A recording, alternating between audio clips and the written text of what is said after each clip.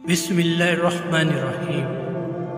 سلطان نور الدین زنگی عشاء کی نماز پڑھ کر سوئے کہ اچانک اٹھ بیٹھے اور نم آنکھوں سے فرمایا، میرے ہوتے ہوئے میرے آقا میرے نبی صلی اللہ علیہ وسلم کو کون ستا رہا ہے؟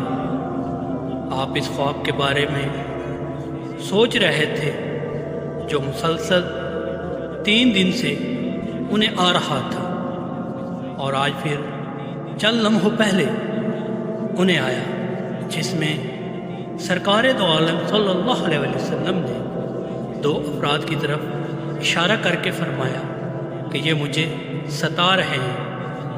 اب سلطان کو قرار کہاں تھا؟ انہوں نے چند ساتھی اور سپاہی لے کر دمشق سے مدینے کا ارادہ فرمایا۔ اس وقت دمشق سے مدینہ کا راستہ 20 سے 25 دن کا تھا، مگر آپ نے بغیر آرام کیے یہ راستہ 16 دن میں طے کیا۔ مدینہ پہنچ کر آپ نے مدینہ آنے اور جانے کے تمام راستے بند کروائے اور تمام خاص و عام کو اپنے ساتھ کھانے پر بلایا۔ اب لوگ آ رہے تھے اور جا رہے تھے، آپ ہر چہرہ دیکھتے مگر آپ کو وہ چہرے نظر نہ آئے۔ اب سلطان کو فکر لاحق ہوئی اور آپ نے مدینے کے حاکم سے فرمایا کہ کیا کوئی ایسا ہے جو اس دعوت میں شریک نہیں؟ جواب ملا کہ مدینے میں رہنے والوں میں سے تو کوئی نہیں، مگر 2 مغربی زائر ہیں جو روضہ رسول کے قریب ایک مکان میں رہتے ہیں، تمام دن عبادت کرتے ہیں اور شام کو جنت البقیع میں لوگوں کو پانی پلاتے ہیں، جو عرصہ دراز سے مدینہ میں مقیم ہیں۔ سلطان نے ان سے ملنے کی خواہش ظاہر کی۔ دونوں زائر بظاہر بہت عبادت گزار لگتے تھے۔ ان کے گھر میں تھا ہی کیا، ایک چٹائی اور 2-4 ضرورت کی اشیاء کہ یکدم سلطان کو چٹائی کے نیچے کا فرش لرزتا ہوا محسوس ہوا۔ آپ نے چٹائی ہٹا کر دیکھا تو وہاں ایک سرنگ تھی۔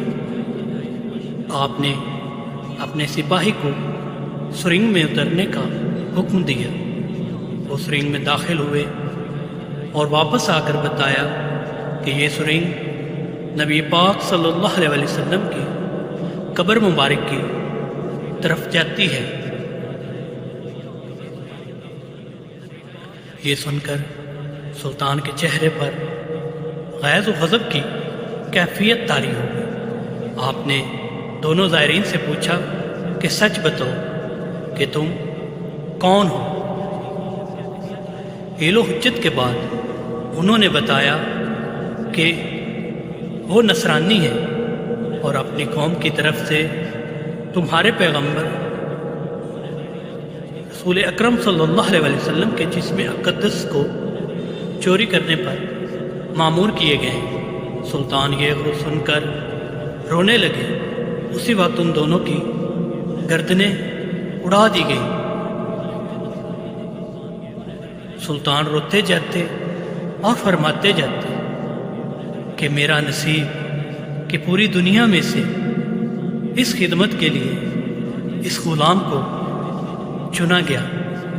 اس ناپاک سازش کے بعد ضروری تھا کہ ایسی تمام سازشوں کا ہمیشہ کے لیے خاتمہ کیا جائے۔ سلطان نے معمار بلائے اور قبر اقدس کے چاروں طرف خندق کھودنے کا حکم دیا، یہاں تک کہ پانی نکل آئے۔ سلطان کے حکم سے اس خندق میں پگھلا ہوا سیسا بھر دیا گیا۔